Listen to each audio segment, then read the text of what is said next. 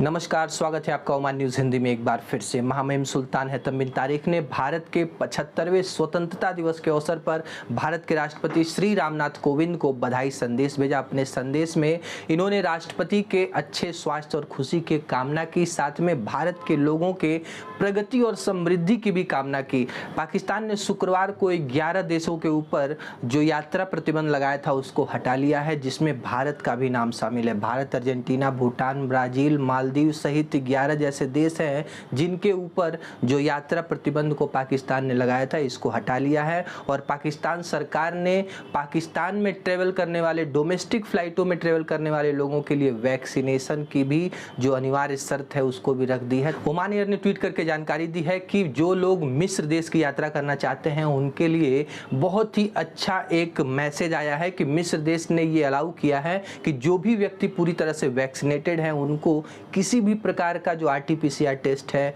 या फिर उस देश में जाने के बाद आपको क्वारंटीन रहने की आवश्यकता नहीं है। आप सीधे फ्लाइट का टिकट लीजिए और मिस्र चले जाइए घूमने के लिए। बस शर्त एक ही है कि आपको पूरी तरह से वैक्सीनेटेड होना चाहिए और जो सेकेंड डोज है उसको लिए हुए 15 दिन से अधिक होना चाहिए।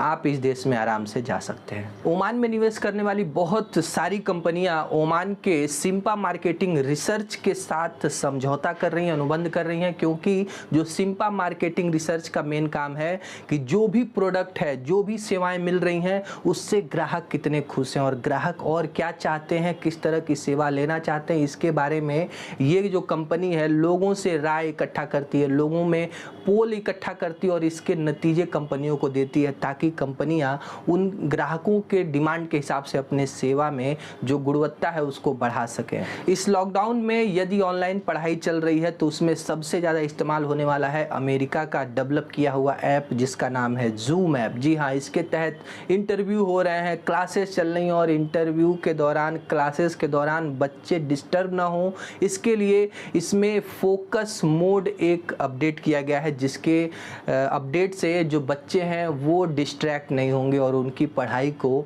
थोड़ा सा और इम्प्रूवमेंट मिलेगा। परिवहन, संचार एवं सूचना प्रौद्योगिकी मंत्रालय ने एक नाव को जब्त किया है जो कि टूरिस्टों को लेकर के घुमाने का काम कर रही थी। देखिए, घुमाना जुर्म नहीं है, लेकिन बिना गवर्नमेंट के परमिशन के, बिना लाइसेंस के आप टूरिस्ट को ऐसे पानी में लेकर नहीं जा सकते हैं और इसके लिए इस नाव को जब्त करके इसके मालिक के ऊपर जुर्माना लगाया गया है।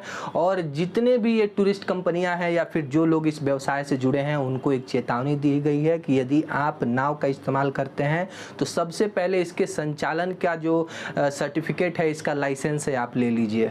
रॉयल ओमान पुलिस ने एक बार फिर से नागरिकों एवं प्रवासियों से आह्वान किया है कि आप एक प्रवासी की खोजने में मदद कर सकते हैं जिसका नाम है, फिलीपींस का नागरिक है और इनका नाम है जेम्स कोलोमा, जो कि 7 अगस्त से लीवा से अपने घर से लापता हो गए हैं और अभी तक ये घर लौट के नहीं आए हैं। जहां कहीं भी आप इनको देखे हैं प्लीज़ 9999 पे कॉल करके पुलिस की मदद कर सकते हैं, एक प्रवासी की मदद कर सकते हैं आप।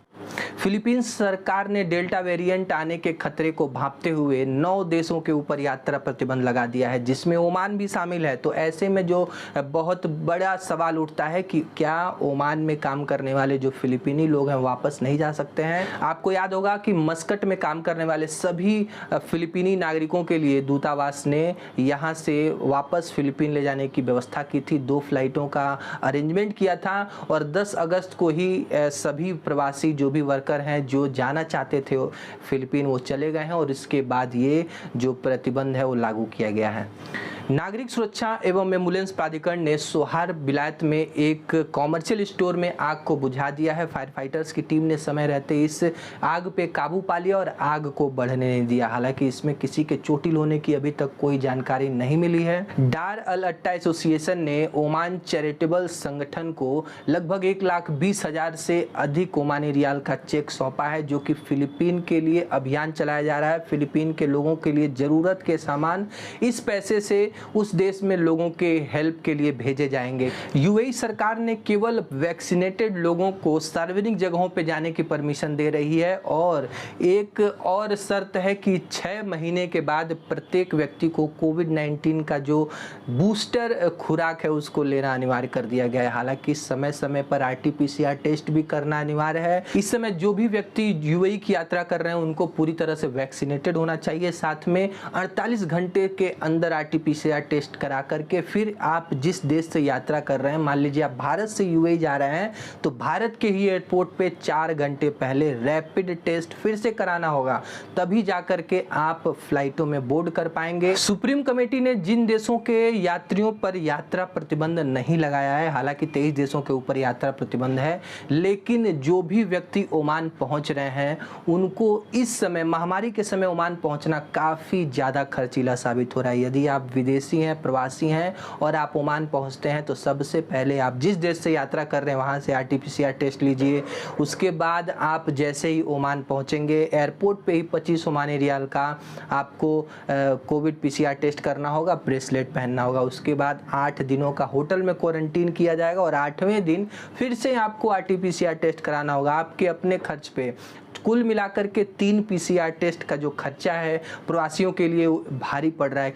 मिनिस्ट्री ऑफ हेल्थ ने बताया है कि प्रवासियों को हमने अपने नए लक्ष्य में शामिल किया है राष्ट्रीय टीकाकरण के अभियान में, क्योंकि ओमान में बहुत बड़ी मात्रा में प्रवासी लोग रहते हैं और यदि इन लोगों को छोड़ दिया जाएगा समाज में बिना वैक्सीन के छोड़ देंगे तो जो कोविड की तीसरी लहर आने की जो चांस है उसको दावत देना जैसा होगा, क्योंकि अगर पूरी तरह से देश को बचाना है तो सभी लोगों को वैक्सीन देना होगा। और इसके तहत जो पहला चरण है मसीरा द्वीप समूह से उठाया है मिनिस्ट्री ऑफ हेल्थ ने, जिसके तहत मसीरा में प्रवासी लोगों को वैक्सीन देना शुरू कर दिया गया है।